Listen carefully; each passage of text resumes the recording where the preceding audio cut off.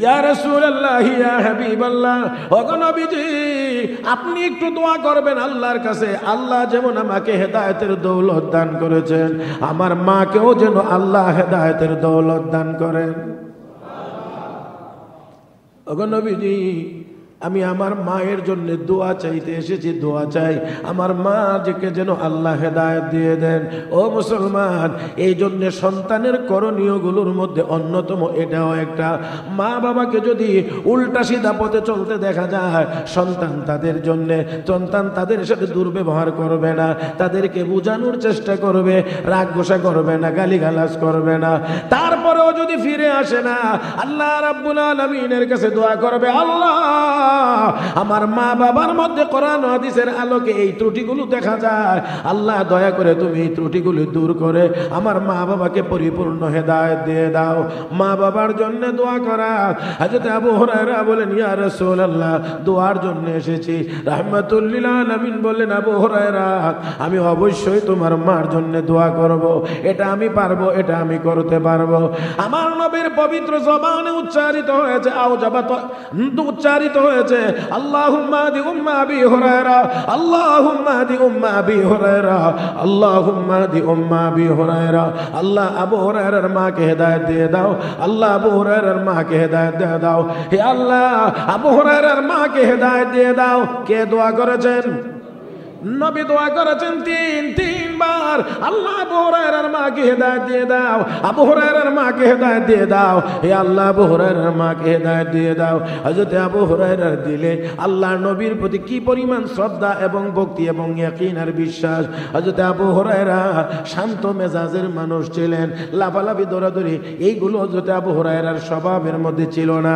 কিন্তু ওই দিন দেখা যায় হযরত আবু হুরায়রা দৌড়াইতে আছে, মাঝখানে কিছু সংখ্যক বন্ধু বান্ধবেরা দেখা, আবু হুরায়রা তোমাকে তো এমন করে দৌড়াইতে কোনোদিন দেখা যায় না। ওয়া নাশহাদু আন লা ইলাহা ইল্লাল্লাহু ওয়াহদাহু লা শারীকা লাহু ওয়া নাশহাদু আন্না সাইয়্যিদানা ওয়া সানাদানা ওয়া হাবিবানা ওয়া মাওলানা মুহাম্মাদান আবদুহু ওয়া রাসূলুহু الذي أرسله بالحق بشيرا ونذيرا وداعيا إلى الله بإذنه وسراجا منيرا صلى الله تعالى عليه وعلى آله وأصحابه وبارك وسلم تسليما كثيرا. أما بعد فأعوذ بالله من الشيطان الرجيم. بسم الله الرحمن الرحيم. ويوم يعض الظالم على يديه يقول يا ليتني اتخذت مع الرسول سبيلا يا ويلتى ليتني لم أتخذ فلانا خليلا لقد أضلني عن الذكر بعد إذ جاءني وكان الشيطان للإنسان خذولا وقال الرسول يا رب إن قوم اتخذوا هذا القرآن مهجورا. آمنت بالله صدق الله مولانا العظيم وصدق رسوله النبي الأمي الكريم ونحن على ذلك لمن الشاهدين والشاكرين والحمد لله رب العالمين. اللهم صل على محمد وعلى آل محمد كما صليت على إبراهيم وعلى آل إبراهيم إنك حميد مجيد. اللهم بارك على محمد وعلى آل محمد كما باركت على إبراهيم وعلى آل إبراهيم إنك حميد مجيد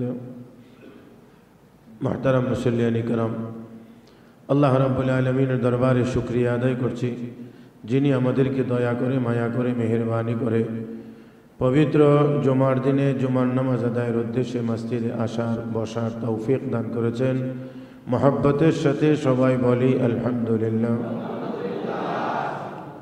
সূরাতুল ফুরকানের কয়েকখানা আয়াত তেলাওয়াত করা হয়েছে তেলাওয়াতকৃত আয়াতে কারিমাগুলোর আলোকে আপনাদের খেদমতে কয়েকটি কথা বলার আশা করেছি আল্লাহ যেন বলবার শুনবার বুঝবার এবং আমল করবার তৌফিক দান করেন বলি আমিন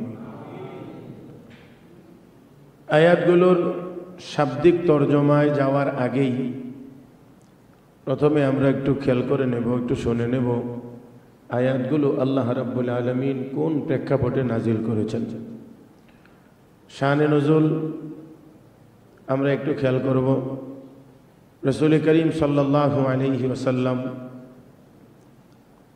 এই দুনিয়াতে মোট 63 বছর ছিলেন এর মধ্যে প্রথম 40 বছর পর্যন্ত আল্লাহর নবীর একজন দুশমন বা একজন শত্রু মক্কায় ছিল না সবাই নবীকে এক বাক্যে ভালো বিশ্বাসী সত্যবাদী এই হিসাবে সবাই স্বীকৃতি দিত স্বীকার করত কিন্তু নবী যখন কালেমার দাওয়াত দেওয়া শুরু করলেন লা ইলাহা ইল্লাল্লাহ মুহাম্মাদুর রাসূলুল্লাহ তোমরা বলো আল্লাহ এক আল্লাহ ছাড়া আর কোনো মাবুদ নেই আমি আল্লাহর রাসূল বিপত্তিটা বাজলো সেখান থেকেই বিপত্তিটা বাজলো আর সেই বিপত্তির ধারাবাহিকতা আজও পর্যন্ত আছে এই পৃথিবীর যত অমুসলিমেরা আছে এক কথায় কোনো ধর্মবর্ণ নয় এক কথায় যত অমুসলিম আছে মুসলমানদের শত্রু তারা শুধু মুসলমান কালেমাওয়ালা মুসলমান হওয়ার কারণেই কম আর বেশি কারো শত্রুতামির পরিমাণ বেশি কারোটা হবে কম কিন্তু লা ইলাহা ইল্লাল্লাহ মুহাম্মাদুর রাসূলুল্লাহ এই কালেমা যারা মানে না তারা এই কালেমাওয়ালাদের কেউ প্রত্যক্ষ কেউ পরোক্ষ কেউ বেশি কেউ কম কোনো না কোনোভাবে মুসলমানদের তারা শত্রু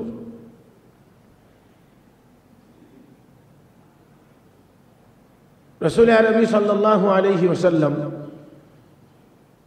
শত বাধা বিপত্তির পরেও তো কালেমার দাওয়াত দিয়েই চলেছেন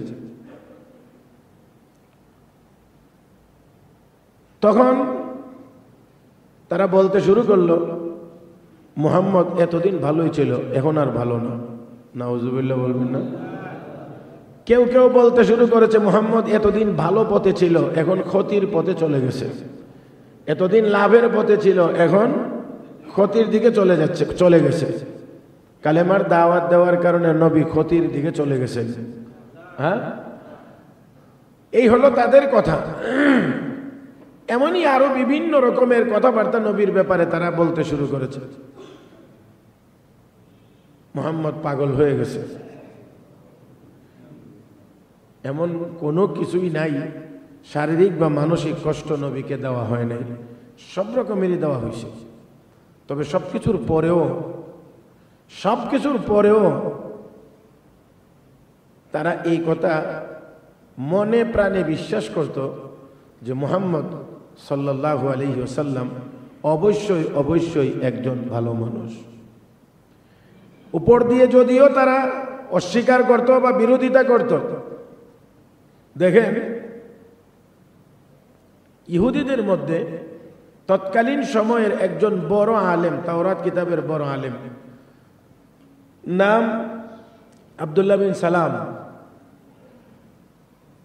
পরবর্তীতে কালেমা পড়ে মুসলমান হয়েছিলেন তো মুসলমান যখন হইলেন একদিন নবীজির কাছে বসা এমন সময় দেখা যাচ্ছে ইহুদিদের একটি কাফেলা নবীর দিকে আসতেছে হযরত আব্দুল্লাহ বিন সালাম তখন বললেন ইয়া রাসূলুল্লাহ আমি একটু পর্দার আড়ালে দাঁড়ায় থাকি আপনি তাদেরকে আমার ব্যাপারে কিছু কথা জিজ্ঞেস করেন আমি লোকটা কেমন তখনও পর্যন্ত সেই ইহুদিরা জানতো না যে আব্দুল্লাহ বিন সালাম কালেমা পড়ে মুসলমান হয়ে গেছে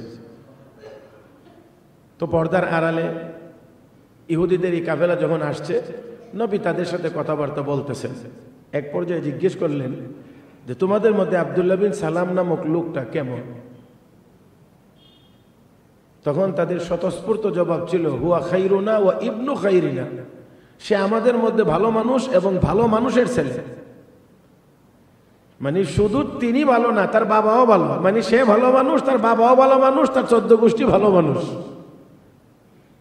আচ্ছা, সে আব্দুল্লাহ বিন সালাম যদি কালেমা পড়ে মুসলমান হয়ে যায়, তখন তোমরা কি বলবা, কি করবা? আপনি বলেন কি? আমাদের আব্দুল্লাহ বিন সালাম জিন্দেগিতেও কালেমা পড়তে পারে না, জিন্দেগিতেও সে কালেমা কোনোদিন পড়তে পারে না, পড়বে না। আল্লাহ রাসূল বলেন, যদি পড়ে ফেলে তখন তোমাদের কি হবে? না, হইতেই পারে না, এটা অসম্ভব। এমনি হযরত আব্দুল্লাহ বিন সালাম পর্দা সরায়া সামনে এসে জোরে জোরে পড়তেছে, আশহাদু আল্লা ইলাহা ইল্লাল্লাহ ওয়া আশহাদু আন্না মুহাম্মাদান আবদুহু ওয়া রাসূলুহু। কালেমায়ে শাহাদাত জোরে জোরে আওয়াজ করে তাদেরকে পড়ে শোনায়া দিলেন। যেই মাত্র শোনায়া দিলেন, এই মজলিসের ভিতরে একটু আগে মাত্র বলছিল যে হুয়া খাইরুনা ওয়া ইবনু খাইরিনা, সেও ভালো, তার বাবাও ভালো, সে ভালো, তার বাবাও ভালো, সে ভালো বাবার ভালো সন্তান। এখন জায়গায় বসে এই লোকগুলো বলছে হুয়া শাররুনা ওয়া ইবনু শাররিনা, সে আমাদের মধ্যে সবচেয়ে খারাপ মানুষ, তার বাবাও সবচেয়ে খারাপ মানুষ। মুহূর্তের ভিতরে।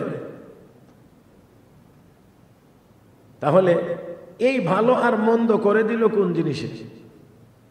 একটু আগে যেই লোকটা ছিল সেও ভালো, তার বাবাও ভালো, আর এখন শুধু কালেমায়ে শাহাদাত পড়ার কারণে হয়ে গেছে সেও খারাপ, তার বাবাও খারাপ। তাহলে এই যে খারাপটা বানায়া দিল কে? আসলে খারাপ তো অন্য কিছু না, ওই কালেমা গ্রহণ করার কারণেই মুহূর্তের মধ্যে খারাপ হয়ে গিয়েছে। মুহতারাম হাজরিন, রব্বে কারীম তার প্রিয় হাবিবকে লক্ষ্য করে বলেছেন, লান তারদা আনকাল ইয়াহুদ ওয়ালান নাসারা হাত্তা তাত্তাবিআ মিল্লাতাহুম। হে মুসলমান, ভালো করে খেয়াল করে শুনেন, আল্লাহর নবীকে আল্লাহ বলেন, লান তারদা আনকাল ইয়াহুদ ওয়ালান নাসারা হাত্তা তাত্তাবিআ মিল্লাতাহুম। হাবিব, আপনি যত ভালো কিছুই করেন না কেন, ইহুদি খ্রিস্টানরা আপনার উপরে সন্তুষ্ট হবে না, কখনোই তারা সন্তুষ্ট হবে না। হ্যাঁ, সন্তুষ্ট হবে যদি আপনি নিজে ইহুদি বা খ্রিস্টান হয়ে যান, তাহলে তারা সন্তুষ্ট হবে। তাহলে এটা নবীকে লক্ষ্য করে যদিও বলা হয়েছে, উদ্দেশ্য একা নবী না, উদ্দেশ্য নবীর উম্মত। তার মানে হলো, হে আমার বন্ধুর উম্মতেরা, ইহুদি খ্রিস্টানরা কখনোই তোমাদের উপরে সন্তুষ্ট হবে না যতক্ষণ না তোমরা ইহুদি বা খ্রিস্টান হইবা। অর্থাৎ ইহুদি খ্রিস্টান হইলেই কেবল তারা তোমার বন্ধু হবে, তোমার উপরে সন্তুষ্ট হবে, আর না হয় কোনো ভালো কাজের দ্বারাই তারা তোমাদের উপরে সন্তুষ্ট হবে না। এবার আপনারা একটু বলেন, ইহুদি আর খ্রিস্টানদেরকে সন্তুষ্ট করতে গিয়ে মুসলমান ঈমান ছেড়ে দিতে পারে? মহব্বতের আওয়াজে বলতে হবে। দুনিয়ার কাউকে সন্তুষ্ট করার জন্যে, দুনিয়ার কাউকে সন্তুষ্ট করার জন্যে আল্লাহর নাফরমানি করা যাইতে পারে না। একটি কথা খুব ভালো করে আমরা জানি, তারপর আমি স্মরণ করিয়ে দিচ্ছি। বান্দার হক আল্লাহর হক, আল্লাহর পাওনা, আল্লাহর অধিকার বান্দার উপরে। আর একজন মানুষের কাছে, মানুষ বা সৃষ্টি জগতের অধিকার, আমার কাছে অনেকের হক আছে, অনেকের পাওনা আছে।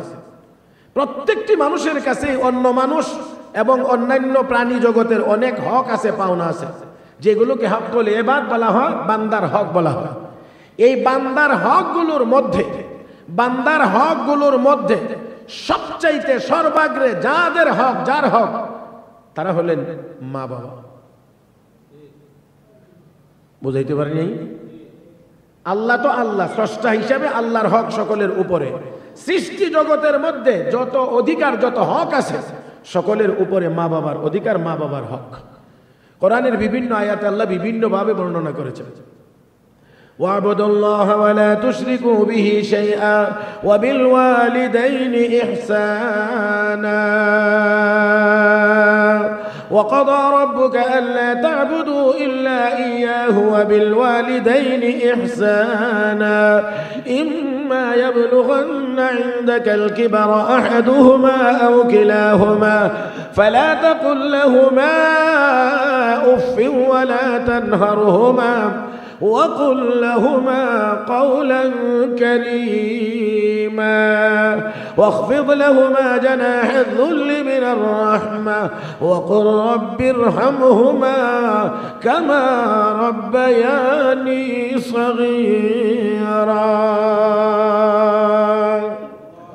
আল্লাহ রাব্বুল আলামিন বলেন, তোমরা আল্লাহর ইবাদত করো, আল্লাহকে এক বলে স্বীকার করো, লা তুশরিকু বিহি শাইআ, আল্লাহর সাথে কাউকে শরীক করিও না, ওয়া বিল ওয়ালিদাইনি ইহসানা, এবং মা বাবার সাথে সুন্দর ব্যবহার করো। তাহলে আল্লাহর হকের পরে সৃষ্টি জগতের মধ্যে সবচেয়ে বেশি গুরুত্বপূর্ণ হক হলো মা বাবার। এবার সেই মা বাবা কাফের হোক, মুশরিক হোক, মূর্তি পূজারী হোক, যে কোনো ধর্মের অনুসারী হোক না কেন, মা বাবা হিসেবে সন্তানের কাছে তারা ভালো ব্যবহার পাওয়ার হকদার। আল্লাহ কথা এইদিকে চলে গেলে আবার সেই দিকে থেকে যাবে। হযরত আবু হুরায়রা রাদিয়াল্লাহু তাআলা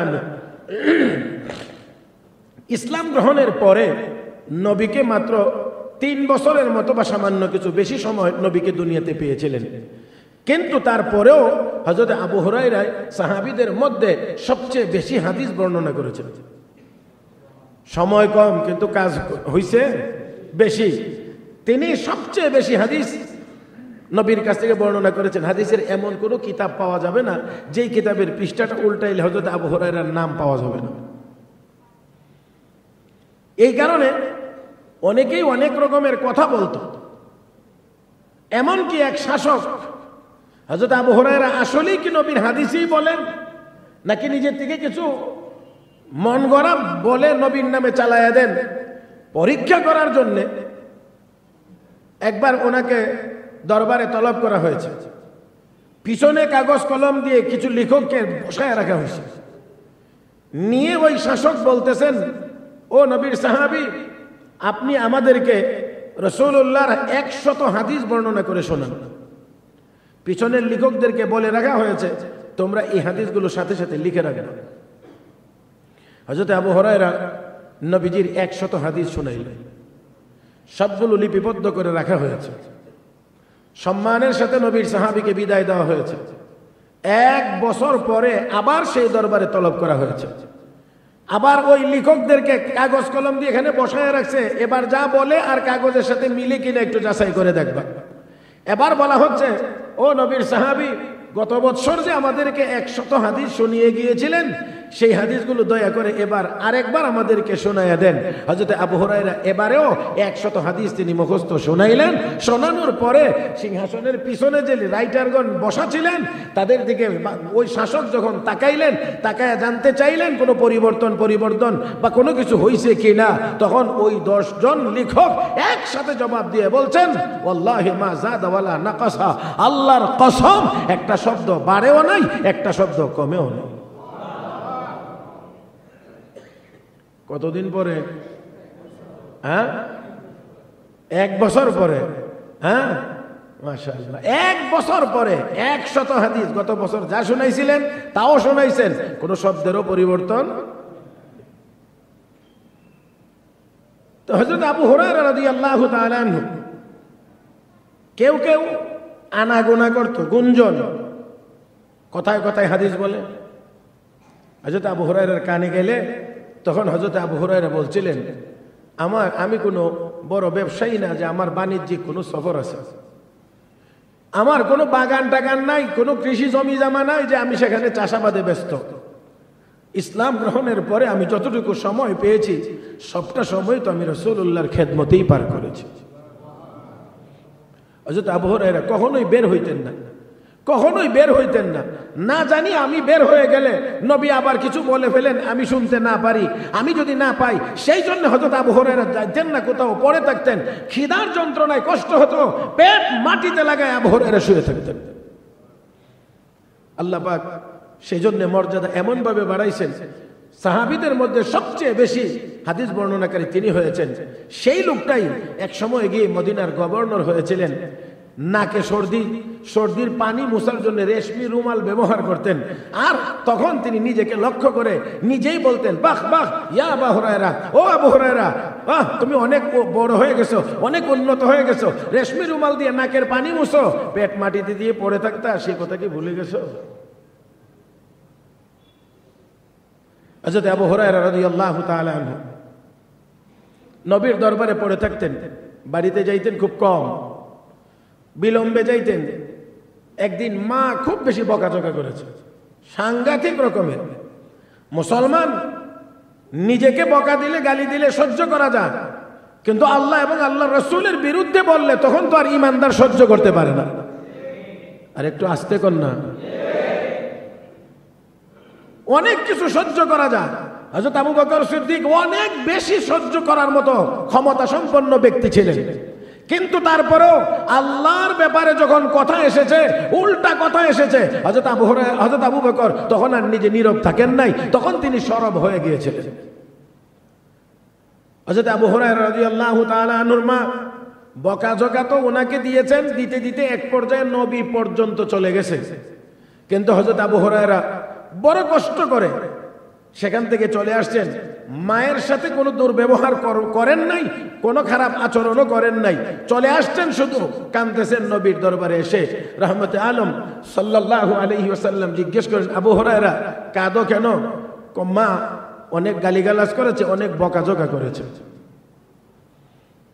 রাহমাতুল লিল আলামিন বললেন, আবু হুরায়রা যিনি বকাঝকা করেছেন তিনি তো তোমার মা, এই ব্যাপারে আমার কাছে কোনো নালিশ করলে আমি কিছুই করতে পারবো না, যেহেতু তোমার মা। সুবহানাল্লাহ, এখানে বলবেন যেহেতু তোমাকে বকাঝকা করেছে তোমার মা, সে তো তোমার মা, তুমি তার সন্তান, এখানে আমি রাসূল কিছু বলতেও পারবো না, কিছুই করার নেই। এবার কি একটু চিন্তা করতে পারেন যে বান্দাদের মধ্যে, সৃষ্টি জগতের মধ্যে মা বাবার হক, মা বাবার অধিকার কত উপরে। হযরত আবু হুরায়রা রাদিয়াল্লাহু তাআলা রাসূলের সাহাবী, ওই কান্নারত অবস্থায় বলছেন, ইয়া রাসূলুল্লাহ, ইয়া হাবিবাল্লাহ, আমি মায়ের বিরুদ্ধে আপনার কাছে কোনো বিচার জানাতে আসি নাই, আমি আপনার কাছে কোনো বিচার প্রার্থী হয়েও আসি নাই। ওগো আল্লাহর নবী, আমার মায়ের বিচার করবেন এমন কোনো কিছু চিন্তা করে আমি আসি নাই, তাহলে কেন তুমি আমাকে এই কথাগুলি বললে? ইয়া রাসূলুল্লাহ, ইয়া হাবিবাল্লাহ, ওগো নবীজি, আপনি একটু দোয়া করবেন আল্লাহর কাছে, আল্লাহ যেমন আমাকে হেদায়েতের দৌলত দান করেছেন, আমার মাকেও যেন আল্লাহ হেদায়েতের দৌলত দান করেন। ওগো নবীজি, আমি আমার মায়ের জন্য দোয়া চাইতে এসেছি, দোয়া চাই আমার মাকে যেন আল্লাহ হেদায়েত দিয়ে দেন। ও মুসলমান, এই জন্য সন্তানের করণীয়গুলোর মধ্যে অন্যতম এটাও একটা, মা বাবাকে যদি উল্টা সিধা পথে চলতে দেখা যায়, সন্তান তাদের সাথে দুর্ব্যবহার করবে না, তাদেরকে বোঝানোর চেষ্টা করবে, রাগ গোসা করবে না, গালিগালাজ করবে না, তারপরেও যদি ফিরে আসে না, আল্লাহ রাব্বুল আলামিনের কাছে দোয়া করবে, আল্লাহ আমার মা বাবার মধ্যে কোরআন হাদিসের আলোকে এই ত্রুটিগুলো দেখা যায়, আল্লাহ দয়া করে তুমি এই ত্রুটিগুলো দূর করে আমার মা বাবাকে পরিপূর্ণ হেদায়েত দিয়ে দাও। মা বাবার জন্য দোয়া করা। হযরত আবু হুরায়রা বলেন, ইয়া রাসূলুল্লাহ, দোয়ার জন্য এসেছি। রাহমাতুল লিল আলামিন বললেন, আবু হুরায়রা, আমি অবশ্যই তোমার মার জন্য দোয়া করব, এটা আমি পারবো, এটা আমি করতে পারবো। আমার নবীর পবিত্র জবানে উচ্চারিত হয়েছে, উচ্চারিত হয়েছে, আল্লাহুম্মা দি উম্মা আবি হুরায়রা, আল্লাহুম্মা দি উম্মা আবি হুরায়রা, আল্লাহুম্মা দি উম্মা আবি হুরায়রা। আল্লাহ আবু হুরায়রার মাকে হেদায়েত দিয়ে দাও, আল্লাহ আবু হুরায়রার মাকে হেদায়েত দিয়ে দাও, হে আল্লাহ আবু হুরায়রার মাকে হেদায়েত দিয়ে দাও। কে দোয়া করেছেন? নবী দোয়া করেছেন তিনবার, আল্লাহ আবু হুরায়রার মাকে হেদায়েত দিয়ে দাও, আবু হুরায়রার মাকে হেদায়েত দিয়ে দাও, হে আল্লাহ আবু হুরায়রার মাকে হেদায়েত দিয়ে দাও। হযরত আবু হুরায়রার দিলে আল্লাহর নবীর প্রতি কি পরিমাণ শ্রদ্ধা এবং ভক্তি এবং ইয়াকিন আর বিশ্বাস। হযরত আবু হুরায়রা শান্ত মেজাজের মানুষ ছিলেন, লাফালাফি দৌড়াদৌড়ি এইগুলো হযরত আবু হুরায়রার স্বভাবের মধ্যে ছিল না। কিন্তু ওই দিন দেখা যায় হযরত আবু হুরায়রা দৌড়াইতে আছে, মাঝখানে কিছু সংখ্যক বন্ধু বান্ধবেরা দেখা, আবু হুরায়রা তোমাকে তো এমন করে দৌড়াইতে কোনোদিন দেখা যায় না, আজকে এমন করে কেন তুমি দৌড়াইতে আসো? ও বন্ধুরা, আমাকে বাধা দিও না, আমাকে আটকায়ও না, আমাকে থামানোর চেষ্টা করো না। আমি একটা জিনিস পরীক্ষা করার জন্য দৌড়াইতে আসি। কি পরীক্ষা তোমার? কি পরীক্ষা তোমার? আমার নবীর পবিত্র জবানে আমার মায়ের হেদায়েতের জন্য 3 বার দোয়া হয়েছে, আমি দৌড় দিয়ে গিয়ে বাড়িতে দেখতে চাই আমি আগে পৌঁছতে পারি নাকি আমার নবীর দোয়া আমার বাড়িতে আগে পৌঁছে গিয়েছে। আল্লাহু আকবার। আমি একটু দৌড় দিয়ে গিয়ে দেখতে চাই আমি আগে পৌঁছতে পারলাম বাড়িতে নাকি আমার নবীর দোয়া আমার বাড়িতে আগে চলে গেছে। হে মুসলমান, আপনি শুধু দৌড়াইয়া কেন, বিমানে চড়ে দ্রুত গতি সম্পন্ন রকেটে চড়েও আমার নবীর দোয়া নয়, একজন ইমানদারের দোয়ার গতির চাইতে আগে যাওয়া সম্ভব হবে না।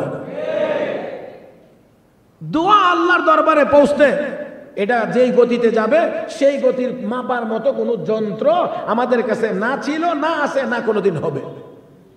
ছিল না, নাইও, কোনোদিন হবেও না। আমি আপনাদেরকে শোনাইছি, আপনাদেরও স্মরণ থাকার এই কথা, তারপরও বড় না করে ছোট্ট করে শুধু বলছি। মুসা আলাইহিস সালাম মাঠে গিয়েছেন, বৃষ্টির জন্য নামাজ পড়েছেন, দোয়া করছেন। আল্লাহ জানাইয়া দিলেন এখানে একজন মস্ত বড় পাপী আছে, গুনাহগার আছে, সে যতক্ষণ তোমার দোয়ার সাথে আমিন আমিন বলবে, পয়গম্বর তোমার দোয়াও কবুল হবে না। মুসা নবী দোয়া ছেড়ে দিয়ে বললেন, কে আছো এত বড় পাপী, উঠে যাও। বলেন এখন উঠে যাওয়াটা কেমন সহজ? এই মজলিসের ভিতর থেকে একজন পাপী, মস্ত বড় পাপী, তোমার জন্য দোয়া কবুল হচ্ছে না, এমন একজন পাপীকে যদি উঠে যাওয়ার ঘোষণা দেওয়া হয়, ওই লোকটার পক্ষে উঠে যাওয়া কতটা সহজ? কি করবে ওই মানুষটা, কি করবে? মুসা আলাইহিস সালাম ঘোষণা দিয়েছেন পাপী এখানে একজন আছে, উঠে যাও, ঘোষণা হয়েছে। একটু যদি দেরি হয় তো মুসা নবী তো নাম ধরে ডাক দিবে, এই ভয়ও তো আছে। সেই সামান্য সময়ের মধ্যে লোকটা শুধু চোখটা বন্ধ করে কলবের সম্পর্কটা আরশে আজিমের সাথে করে দিয়েছেন। ডাক দিলেন, মালিক অন্যায় করেছি, গুনাহ করেছি, এতদিন লুকিয়ে রেখেছিলা, কারো সামনে অপমান করো নাই, আল্লাহ দয়া করে তোমার কাছে ফরিয়াদ, মাফ করে দাও, ওয়াদা দিলাম আর কোনোদিন গুনার কাজ করব না। এই অতি দ্রুততম সময়ের ভিতরে এই মেসেজ আল্লাহর আরশে পৌঁছে গিয়েছে, মেসেজ মঞ্জুর হয়ে ব্যাক মেসেজ, ফিরতি মেসেজ চলে এসেছে আল্লাহ রাব্বুল আলামিনের পক্ষ থেকে। শুধু মেসেজ না, বৃষ্টি যে বন্ধ ছিল, মুসা নবীর এখন আর দুয়ারও দরকার হয়েছে না, মুষলধারে বৃষ্টি নাজিল হয়ে গেছে। মুসা আলাইহিস সালামকে আল্লাহ ঘোষণা দিলাম, কেউ তো উঠলো না। যার বদামলের কারণে, যার পাপের কারণে বৃষ্টি বন্ধ ছিল, তার কান্নার কারণে আমি আল্লাহ বৃষ্টি দিয়ে দিছি। জোরে জোরে কাঁদছেন, জোরে জোরেও না, দেখানোরও দরকার হইছে না, আওয়াজেরও দরকার হইছে না, নিঃশব্দে। তাহলে এই গতি আপনি কোন যন্ত্র দিয়ে ঠিক করবেন?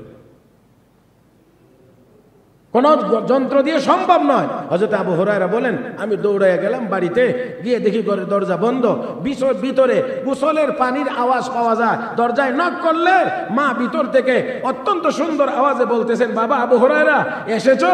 বাবা একটু দাঁড়াও, আমি আসতেছি। হযরত আবু হুরায়রা বলেন, আমি টের পেয়ে গেছি আমার আগেই নবীর দোয়া আমার বাড়িতে চলে এসেছে। আমি টের পেয়ে গেছি মায়ের আওয়াজ এখন আর আগের মতো না। গোসল করে আসলেন, এসেই বলছেন, বাবা রে, তোকে গালিগালাজ করার পরে তুই যখন বাড়ি থেকে চলে গেছিলে, তারপর থেকে আমার ভিতরে কিছুক্ষণের মধ্যে কেমন যেন একটা অস্থিরতা শুরু হয়েছে।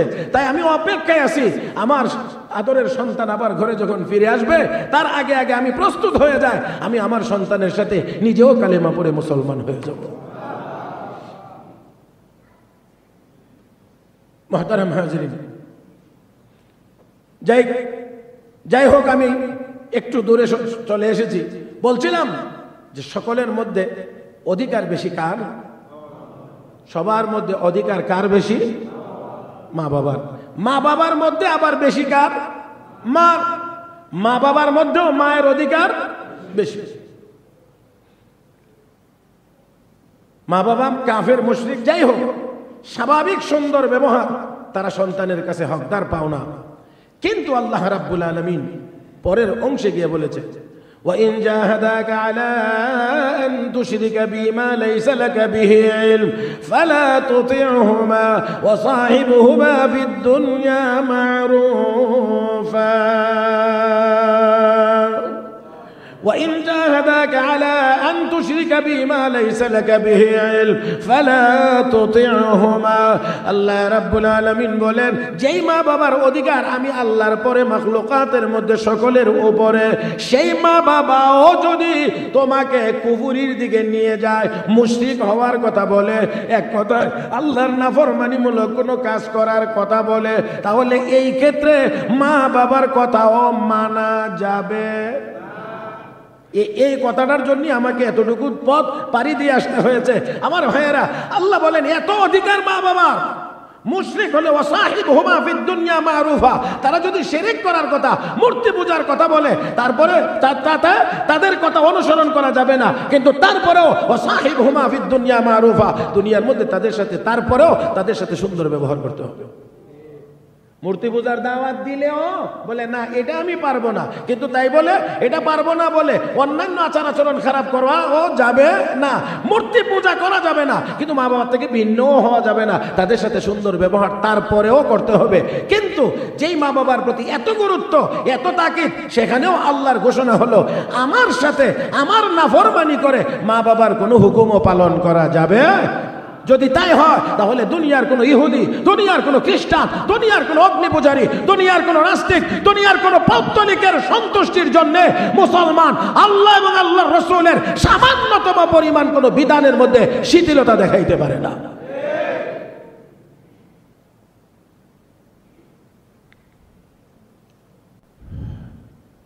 বলছিলাম রাসূল করিম সাল্লাল্লাহু আলাইহি ওয়াসাল্লামকে যদিও তারা উপরে উপরে বলতো মুহাম্মদ পাগল, মুহাম্মদ এই, মুহাম্মদ সেই, কিন্তু ভিতরে ভিতরে এই কথা তারা খুব ভালো করেই জানতো আসলেই প্রকৃত অর্থেই মুহাম্মদ সাল্লাল্লাহু আলাইহি ওয়াসাল্লাম একজন ভালো মানুষ। এই কথা তারা স্বীকার করত।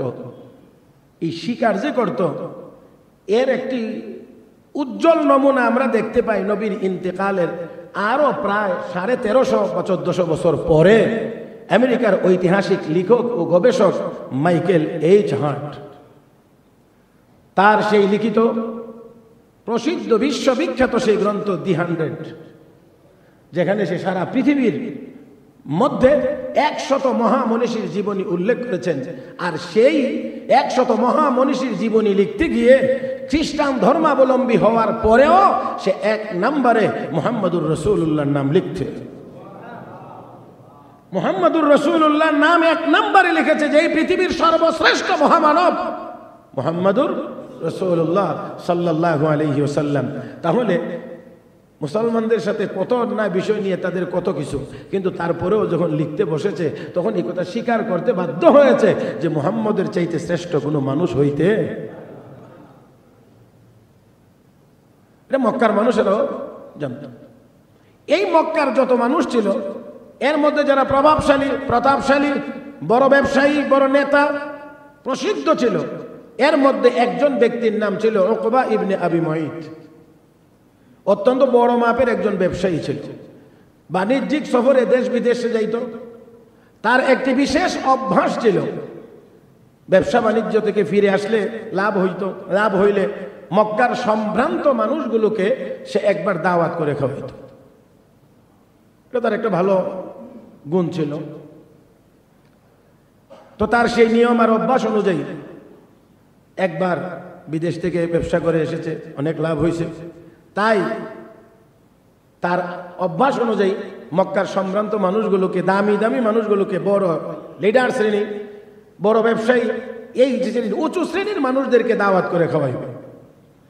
ততক্ষণে রাহমাতুল্লিল আলামিন নবুয়তের ঘোষণা দিয়ে কালেমার দাওয়াত দিয়ে যাচ্ছেন। উকবা ইবনে আবি মুঈত নবীর বন্ধুদের দলের না, নবীর শত্রুদের দলের। কিন্তু এত সত্ত্বেও এখন এই মক্কাতে মেহমান হিসেবে দাওয়াত দিবে কাকে, কাদেরকে? যতজনকে দাওয়াত দিবে এই দাওয়াতি মেহমানদের তালিকায় মুহাম্মদুর রাসূলুল্লাহর নামও সে লিখতে বাধ্য হয়েছে। কারণ সে চিন্তা করে দেখছে আমার এই অনুষ্ঠানের ভিতরে মুহাম্মদকে যদি দাওয়াত করা না হয় তাহলে গোটা অনুষ্ঠানটাই কলঙ্কিত হবে, কারণ ওর চেয়ে আসলে কোনো ভালো মানুষ মক্কার ভিতরে নেই। আমার বলার কথা ছিল যে তারা বিরোধিতা করত যেটা, সেটা হলো লা ইলাহা ইল্লাল্লাহ। বিরোধিতা করত মুহাম্মাদুর রাসূলুল্লাহ, মুহাম্মদ আল্লাহর রাসূল। এই কথাটা তারা মানতে রাজি না, কারণ এটা মানলে তাদের স্বার্থে আঘাত লাগে। এই জায়গাটা আরেকটু জোরে কোন, নাকি ভয় লাগতেছে না জানি কতক্ষণ পরে আবার ঘুরায় আমাদের উপরে আসে? হ্যাঁ, স্বার্থে আঘাত লাগার কারণে তারা রাসূলুল্লাহ মানতে রাজি না। কিন্তু মুহাম্মদ ইবনে আব্দুল্লাহ, আব্দুল্লাহর ছেলে মুহাম্মদ, সে অত্যন্ত ভালো মানুষ, কিন্তু রাসূলুল্লাহ মানতে রাজি না। কারণ রাসূলুল্লাহ মানলে সুদ খাওয়া যায় না, রাসূলুল্লাহ মানলে ঘুষ খাওয়া যায় না, রাসূলুল্লাহ মানলে মদ পান করা যায় না, রাসূলুল্লাহ মানলে জিনা ব্যভিচারে লিপ্ত হওয়া যায় না, রাসূলুল্লাহ মানলে গান বাজনাতে অংশগ্রহণ করা যায় না, রাসূলুল্লাহ মানলে মালের যাকাত দেওয়া লাগে, রাসূলুল্লাহ মানলে বেপরদা চলাফেরা করা যায় না। অর্থাৎ সবগুলো স্বার্থের উপরে আঘাত লাগে রাসূলুল্লাহ মানলে, এই জন্য রাসূলুল্লাহ মানা যায় না। আজকের দুনিয়াতেও আলেম উলামা ভালো মানুষ, ইমাম সাহেব ভালো মানুষ, খতিব সাহেব ভালো মানুষ, কিন্তু যদি বলা হয় কোরআনের আইন দিয়ে একটু সমাজটা চালান, একটু বিচার করেন, চুরিতে ধরা পড়লে একটু চুরের বিচারটা শক্তভাবে কোরআনে বর্ণিত বিচার, হাত কাটার মাধ্যমে বিচার করেন, তখন বলবে এই মৌলবী ভালো না। কি হয়েছে? মৌলবী কইছে হাত কেটে লিত। কার হাত কাটতে কইছে? আমি কইছি? কোন আলেম বলছেন? কাবা শরীফের ইমাম সাহেব বলছেন? কে বলছেন? তো মৌলবীর উপরে এত খুব কেন? রাগ করলে সেখানে করেন। যে আল্লাহ মানুষ বানাইছেন, সেই আল্লাহ বলছেন চুরি করা যাবে না। চুরি যদি করে আর সাক্ষী প্রমাণে প্রমাণিত হয়, তাহলে কি করো? কি করো? এটা হাত কাটার জন্যে? এটা হাত কাটার জন্যই মূলত, নাকি এই কঠোর বিধান দেওয়া হয়েছে কেউ যেন এই দিকে চোখ তুলেই না তাকায়, সমাজ যেন শান্তিতে বসবাস করতে পারে, মানুষের জানমালের নিরাপত্তা যেন ব্যাঘাত না হয়, জানমাল যেন নিরাপদ থাকে, সেই জন্য আল্লাহর এই কঠোর বিধান। আইন যত কঠোর হয়, কঠোরতার পিছনের প্রথম যুক্তি হয় যাতে করে এই অপরাধ করার কেউ সাহস করতে।